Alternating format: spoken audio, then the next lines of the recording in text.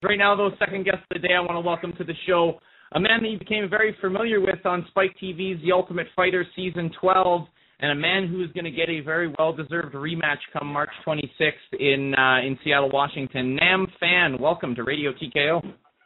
Hey, how you doing, guys? Thanks for having me.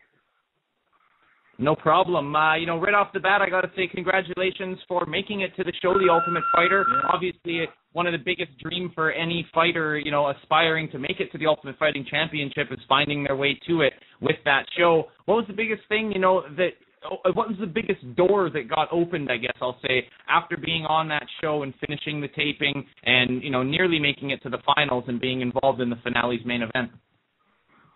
Oh, just getting to the UFC, it's a blessing enough. Getting to the UFC and the show, definitely helped my business and it was just it was all around good for me. Now I gotta say, a lot has been said about the Leonard Garcia fight that happened in the finale for the Ultimate Fighter. But apart from that, I just got to ask, how good did it feel when you got the call that you were going to get a rematch right away? Because you don't know until you get the phone rings and it's the boys from Zuffa on the other end of the line asking you. How great of a feeling was that for you to know that you're going to get another shot? Oh, it was cool. For me, it wasn't that much of a big deal. I didn't let the controversy bother me too much. It's just something that I put in the past, and for me, I look at it as it is what it is, and just try to move on to my next challenge. But for me, I just look at it as a different fight. I got to get ready for it. I don't look at it as a rematch.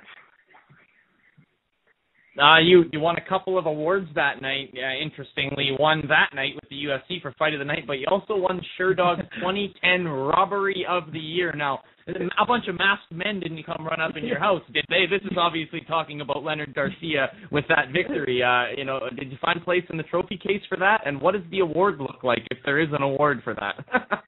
No, there wasn't. Sherdog didn't give me no type of token for getting the Robbery of the Award.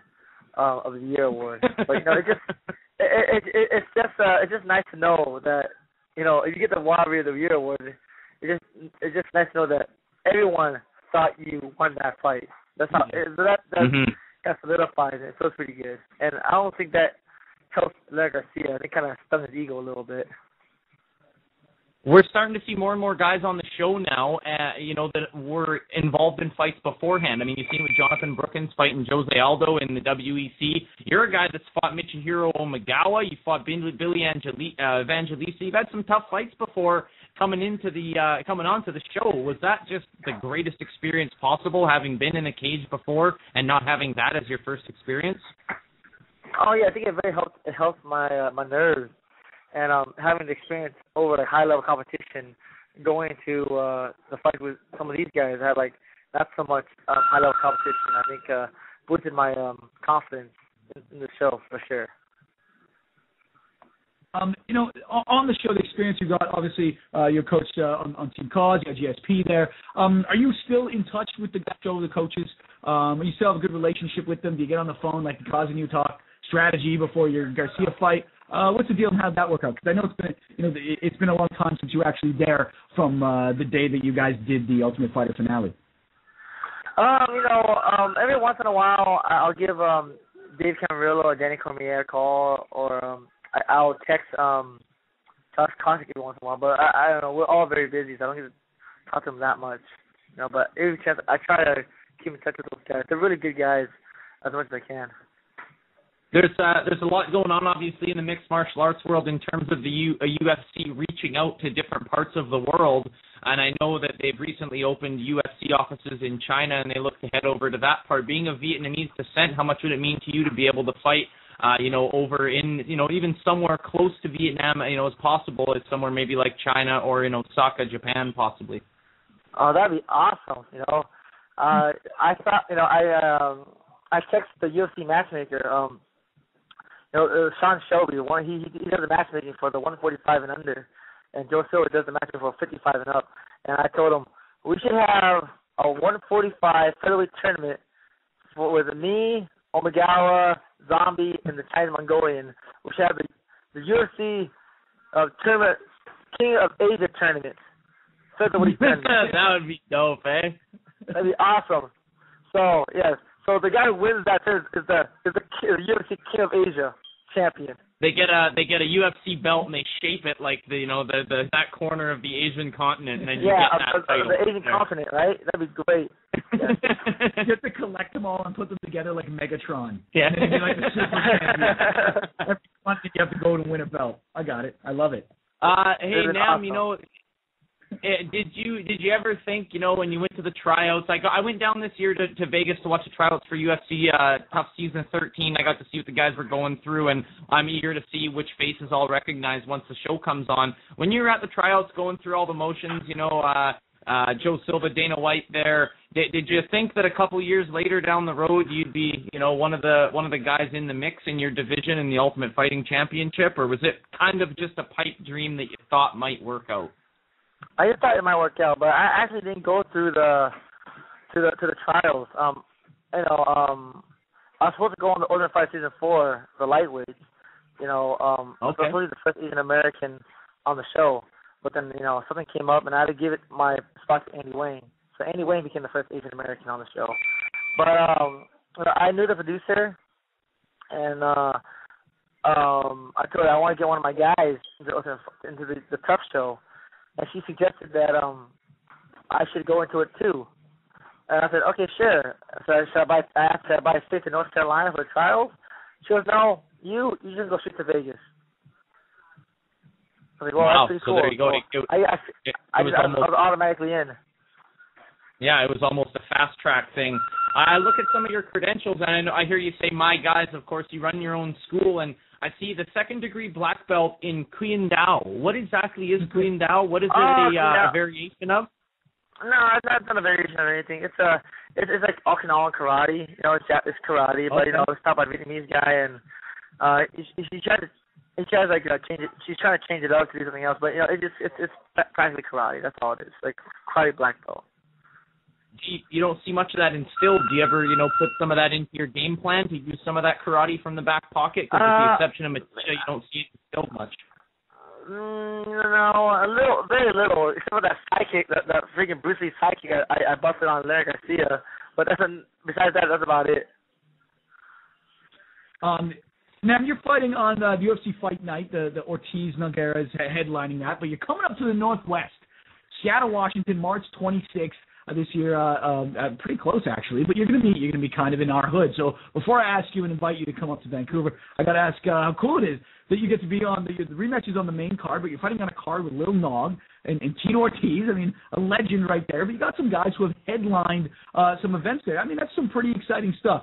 Considering that 6-8 months ago you were a contestant on the show, now you get to be on the main card of a fight night that millions of people are going to watch. I mean, what's that got to feel like? Oh, it's so great. It was an honor, to fight on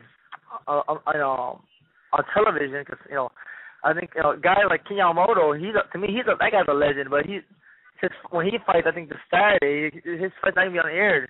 It's going to be on air on Facebook or something like that. So, but me, I get to, I don't think I'm in the MMA scene, I don't think I'm as a big deal as King Yamamoto, but I get to be on TV. I get to be one of the first fights on TV, and so that's a big honor, You get to fight on the lines of Tito Ortiz and Nogueira. What you just said there about kids' fight not being televised, the reason that it did get bumped to the Facebook is because of the tweeting and the Facebook, complaints that Dana was getting from a lot of the fans that, of course, no kid from the old days of Pride, and they've been watching Dream and K1. They know, very well of Kid Yamamoto, and that's the reason that it's been pushed to Facebook. Do you think that this is a great tool that Dana's instilling and using so that people all the way over, in Japan where maybe they don't have, access to the pay-per-view or whatever, they could still see their homeland hero Kid Yamamoto fight for the first time in the octagon? Yeah, of course, it'd be great, But I think it would also be just as good if he'd be on TV, but he's on Facebook. I mean, I'm happy for the guy. Dana mentioned today that's 500 million eyes. Well, I guess that's a billion eyes, 500 million people that he can get to on Facebook. So I guess that's why he chose to go that way with it. Okay, well, yeah. I mean, he's a mastermind. I'm sure he knows what he's doing, you know. Safe assumption. Evil genius.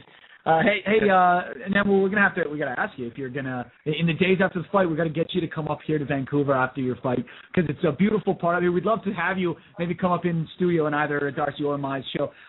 It'd be fun to have you around. And, I mean, you're in California, not that far away, but it's probably not that often that you get to, another advantage of being a professional fighter in the UFC. You get to travel around and come hang out in some of the coolest parts of the country and North America.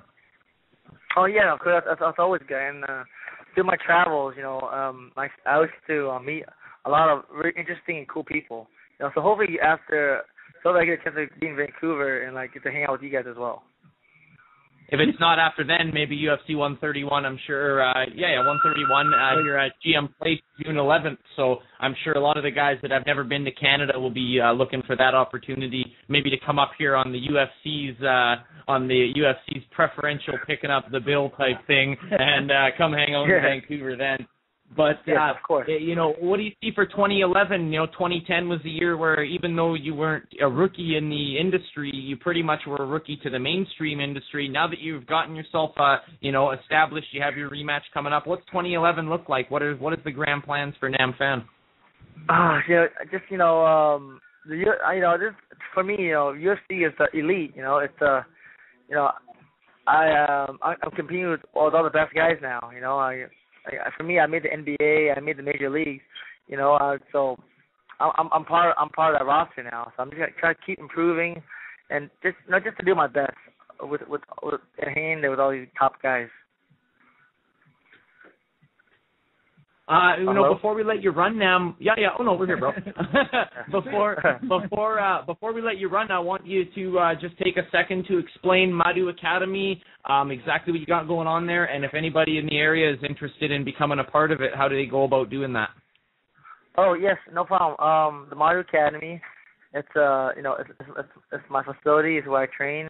I teach and I train all the classes, and this is where I get ready for all my fights. So I train with the students to get ready for my fights. You know, some people think that's kind of ridiculous, but it is. I